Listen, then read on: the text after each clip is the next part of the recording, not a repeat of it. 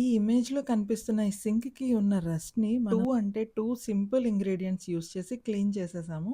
ఆబ్వియస్‌గా ఎలాంటి harsh chemicals మనం యూజ్ చేయలేదు. Baking soda and lemon bioenzyme ఈ 2 యూజ్ చేసి మనం ఈ సింక్‌నైతే క్లీన్ చేసుకున్నాం. ఇది మన star ingredient citrus bioenzyme. Citrus bioenzyme ఇప్పటివరకు ఎవరైనా చేయకపోతే నేను ఆల్రెడీ రీల్స్ చేశాను ఎలా చేయాలో. ప్లీజ్ వాచ్ చేయండి అండ్ మీకు కూడా ఇలా ప్రిపేర్ చేసుకోండి. ఏం లేదు ఒక సొల్యూషన్ ఇలా ప్రిపేర్ చేసుకొని స్క్రబ్ చేసి మనం నీట్‌గా క్లీన్ చేసుకోవచ్చు.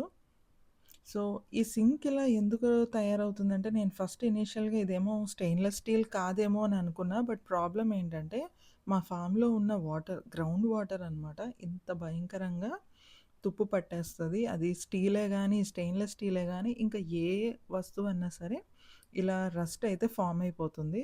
సో, నాకు ఎప్పుడు ఫామ్‌కొచ్చినా ఈ సింపుల్ రెసిపీని నేను ఫాలో అయ్యి అయితే క్లీన్ చేసుకుంటాను. సో, మనకి నేచరే ఎన్నో సొల్యూషన్స్ ప్రొవైడ్ చేస్తది. మనం ఏంటంటే ఈ కెమికల్స్‌కి అలవాటు పడిపోయి మనం వాటిని యూజ్ చేయడం మానేసి తగ్గించేసాం.